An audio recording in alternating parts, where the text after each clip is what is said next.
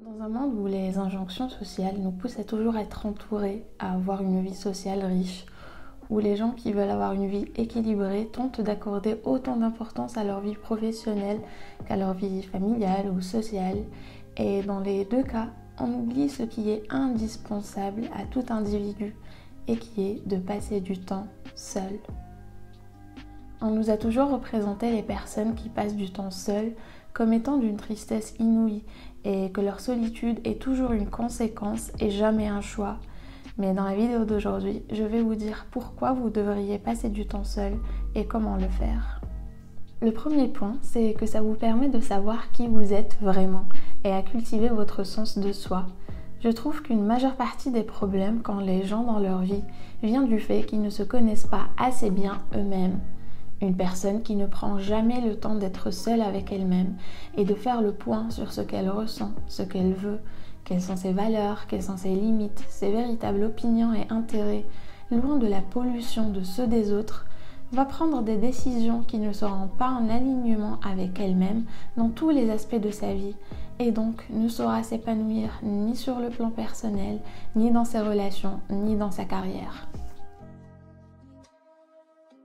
Le second point, c'est que ça vous permet de réévaluer vos relations, à commencer par celles que vous avez avec vous-même.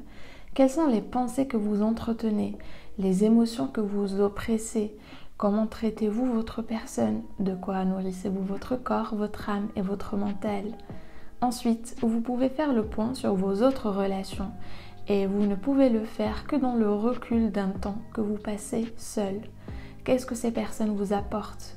Qu'est-ce que vous leur apportez et dans quelle dynamique? Ça vous permet de déceler les points forts et les points faibles de vos relations et de déterminer si les failles viennent de vous ou de l'autre et ainsi apporter les éclaircissements nécessaires. Le troisième point, c'est que ça vous permet d'avoir de nouvelles idées et de les développer loin des idées et des opinions des autres. Le quatrième et dernier point, c'est que ça booste votre productivité et votre créativité. Avoir des personnes autour de vous représente toujours une distraction. La règle d'or, c'est de comprendre que votre téléphone, les réseaux sociaux en tout genre ne peuvent pas faire partie du temps que vous passez seul. Et ce, peu importe où vous le passez. Donc la première chose à faire, c'est de se déconnecter. Et ce temps-là, vous pouvez le planifier dans votre semaine ou prendre tout simplement 30 minutes de sa soirée pour s'isoler. Si vous vous sentez submergé par vos pensées et vos idées, et c'est probablement ce qui arrivera quand vous n'aurez plus de distractions, essayez de les organiser, que ce soit sur papier, en écrivant dans un journal ou sur un ordinateur. Si vous faites partie des gens qui ne veulent pas ou n'aiment pas écrire, vous pouvez le faire dans votre tête ou à voix haute, en faisant un petit tour en voiture ou en vous promenant. Moi, je le fais même quand je range ou je fais la vaisselle. Souvent, le fait de se mouvoir et de ne pas rester dans une position statique nous permet de remettre de l'ordre dans nos idées. Et posez-vous des questions afin de savoir qui vous êtes vraiment, ce que vous voulez, ce que vous ne tolérez pas, quelles sont vos valeurs, vos projets, vos qualités, vos défauts et tout ce qui vous permettra de connaître et d'affirmer la personne que vous êtes.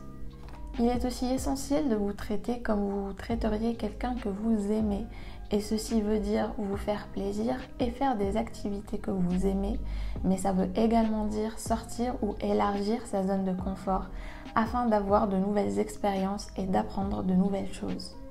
Choisir de passer du temps seul, que ce soit chez soi afin de se recharger, de se recentrer, de réfléchir et de se relaxer, ou encore dehors, que ce soit manger au restaurant, aller au cinéma, au musée ou dans un jardin, afin de découvrir, de se faire plaisir, mais surtout de cultiver sa relation avec soi-même que je trouve fondamentale car elle représente le pilier de toutes vos relations ainsi que de votre vie.